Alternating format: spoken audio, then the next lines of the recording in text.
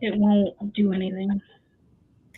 All right, everybody. Hello. Hi. How are you guys? Good. How are you? I'm I'm good. I'm good. froggy. Like in the whole eat the frog, I think I might have one in here. It's stuck. You need to have some more coffee to get it washed down. Yeah. Well, like I called Andrew this morning. I didn't realize I couldn't talk. And I was like, and I was like, I might need a minute.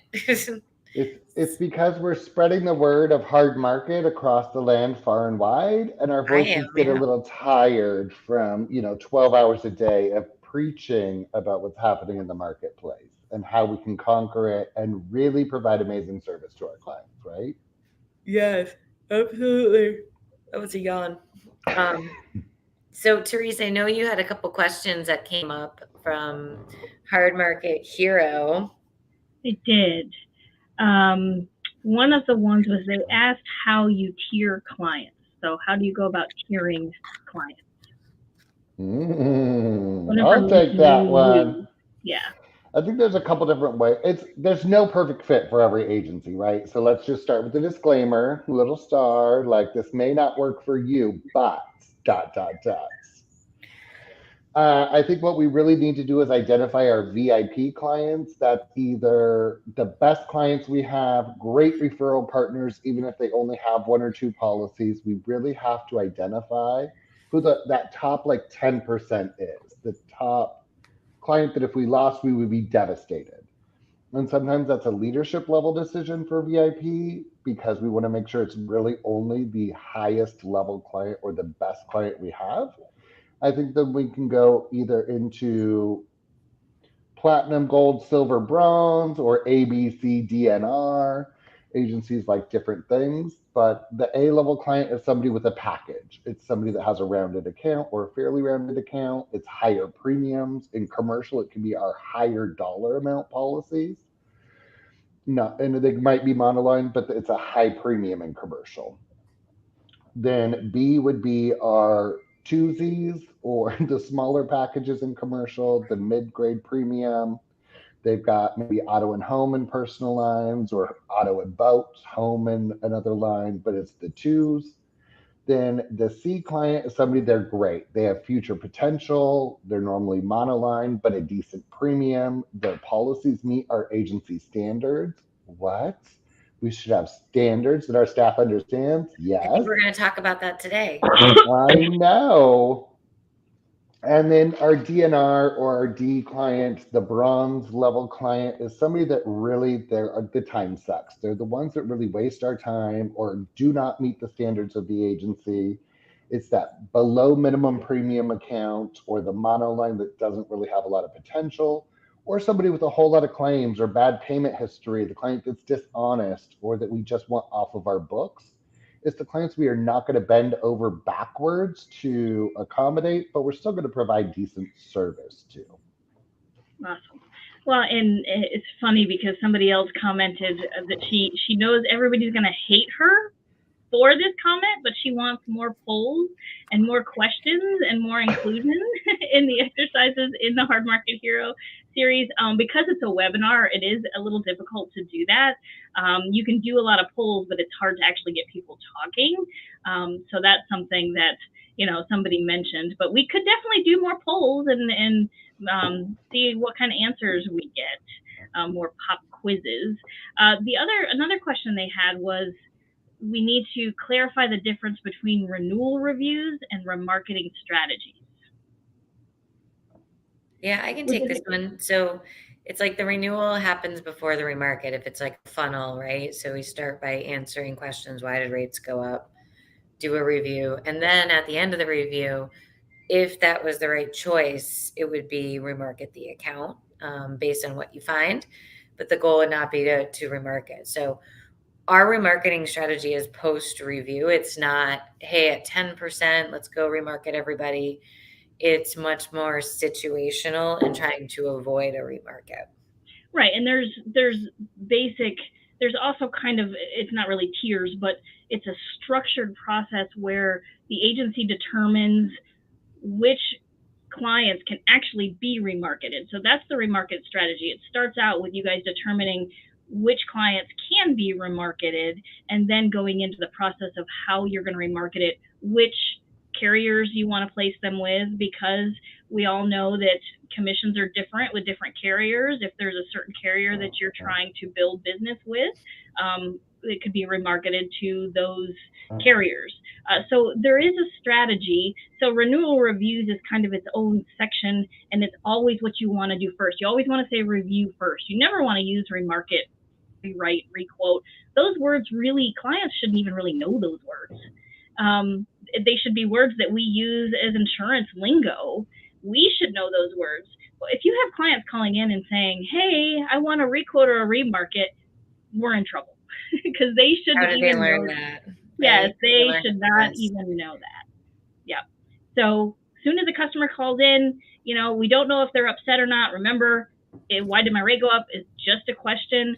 Once they ask that question, go right into a review and review things with them. Don't go right to price, because we want to show them that value. So build that review, use that review sheet that walks you through everything. And then if there's nothing else you can do, then you go into the remarket. But you also have to mention the dangers of a remarket. That's another part of that strategy. Going through, hey, are you going to have a inspection? They may come out and see that your roof is 25 years old, and they won't even write it. So we have to go through those dangers too, to make sure the client is aware what happens when you do actually remarket. There may be chances that you can't find coverage when you try to remarket them because of some hazards they have on their property. Yeah, I think, our goal is find them the best, what's best for the customer, not necessarily cheapest, but best company. Not going to flag inspections, not going to make things harder for them. And that's an important, thing to think through. Yeah, I don't really have any more. I don't think. I think that was the major questions we have. Let me look back at. Well, Teresa's looking back too. So, we have our bonus sections next week, which is how to stop a cancellation. So if you didn't add that on, you can still do that. And also too, we will have fire in coastal zones, which we're in a fire zone, Stephen and I, right now. So Mm-hmm. we're very well familiar with that strategy and that setup. We're deep in the mountains with all the trees and dry grass. Yes, crispy. Kindling is everywhere, right? Um, so the other thing too is all of the recordings will be in there early next week. So you'll have every single session in there if you purchase the recordings to go after. So after next week, we go back to regular scheduled programming. We have thought about the idea of maybe doing a mini sales live session, how to sell in this market, because carriers are pulling out of raters and shutting down new business, but we still need to sell things. So I've been thinking maybe we should do something on that, but I haven't decided yet.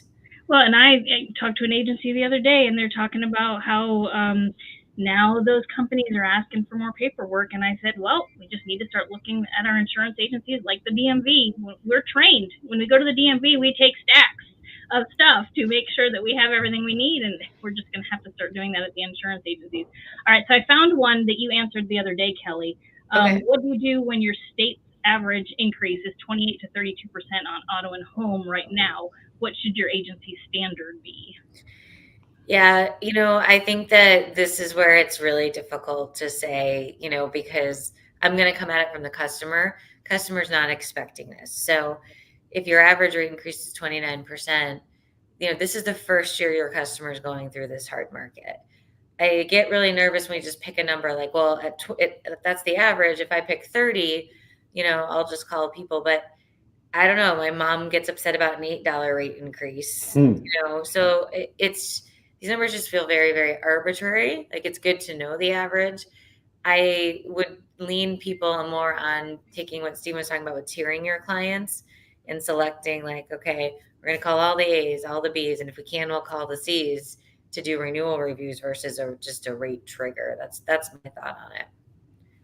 And I was talking to an agency this morning, which it was great. They were like, hey, I know you want us to make 100% of the calls. We're really trying. So much is coming in the front door that we're having trouble even keeping up. We're like the hamster wheel, right? Just go, go, go, go, go, go, go. And I'm like, well, why don't we, we had talked about tiering clients at the beginning of the program and it was a no go, but now should we look at that again? And they're like, well, what is tiering clients?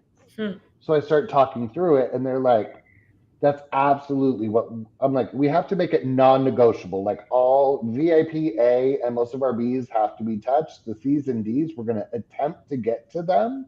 But if we have to have a sacrificial lamb, it's going to be the D.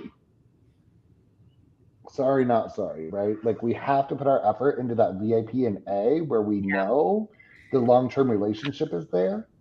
And they were like, that makes it so much easier to understand. I'm like, I'm not saying you don't get to make any calls though, right? You still have to make calls. And as long as all of your A's and most of your B's are done every day, I think we'll be okay till we can get to the point that we can call more. I'm going to say a statement that all the agencies are going to freak out about. Guess what? The clients that walk in to make payments every month are not your top tier clients. They are your energy, your time vampires. Those are the ones that are coming in to just steal your time and waste it. And some of us, some agents appreciate that and use that to waste their time. Yeah. Newsflash, you're wasting time, and we hate that we have to make you admit it, but there's some things that it's just easier, like to do a renewal review sheet and make the prep last 30 minutes. Same thing. No, nobody ever makes the renewal review sheet called prep last 30 minutes so they can't make calls, Stephen. Exactly. Never, ever. No. Mm-mm. We find the things that we think that look glamorous to waste our time with so that we can't get to the tasks that need to happen. And again, I think I would go back to the agency standards. And I think in this market, we have to clarify for our team. If you're on the leadership, please listen. We have to clarify what our expectation is for minimum standards for the agency. We have to set guidelines for what will and won't be remarketed or what limits we won't accept as a remarket. And we really have to support our team and make it clear where they need to be spending their time. Because there's a lot of unclarity right now. And I think our team wants to do well, but they don't know what the expectation is.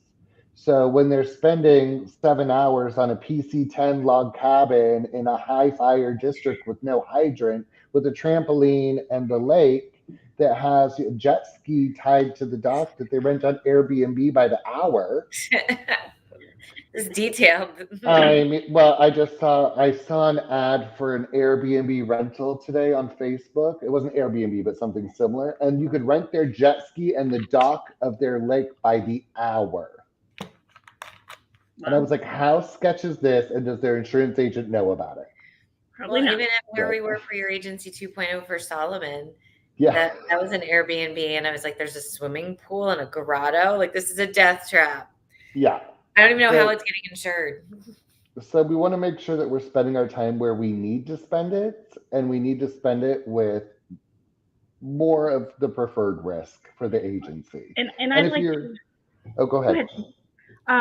I would just like to mention the difference. There is an agency standard, which is like your limits that you're going to require everyone have, not state minimums and that kind of thing, your limits, your deductibles, those kind of things. Then there's also the remarketing strategy, which is telling you which policies you can remarket. And then there's the renewal review sheet, which is the sheet that you use to actually do your renewal reviews. So I just wanted to, because there's those concepts in there, and I know some people are like, what is all this stuff and what's the difference? So, all the things. All right. So go ahead, Stephen. I was going to say, and I think too, we get stuck on, well, everybody wants this. Everybody only wants this. Everybody only wants this. And I think that's a no. Like every agency is a little bit different. And you just have to define what your agency is and the standards for your agency, because we're not all cookie cutter. That's why we're independent. That's why we do what we do. And if you're completely non-standard auto, that's great, but you still need to have some sort of standards in place. If you're only high value home, that's great, but you still need to have standards in place. We have to figure out what we're good at, and that's what we need to focus on in this market. Yeah, there's what your carriers will take, and there's what your agency will accept, and they're two different things. And I think too, we just have to remember Remarketing is now just even this week going to take a lot longer with a lot of these carriers. Like Nationwide was first, more following. So we have to then really think about it. If all these personal lines companies are starting to pull out of the radar, remarketing is not an easy scenario. And we should almost be giving our team where we want them to place business too. Well, and I think we need to make it very clear to our customers that the reason why the carriers are making these adjustments and requiring this stuff is because they're making people qualify to try to keep the rates lower. And somebody who has, a wrecked car, they're not going to want to take pictures of their car. And I know it's inconvenient, but if you don't have a wrecked car, your car's fine, take pictures of it. It's just to make sure that those people who are scamming insurance companies that have wrecked cars when they put them on the policy aren't able to do that anymore. Yeah, it's going to help the good people and it's going to hurt the people who have some gray areas of their policies. For sure. All right, everybody. Well, we'll wrap it up here. Thank you guys so much. This will be a podcast tomorrow. And then we start going back to our normal scheduled programming, guys. So we will see you all soon. Bye, guys.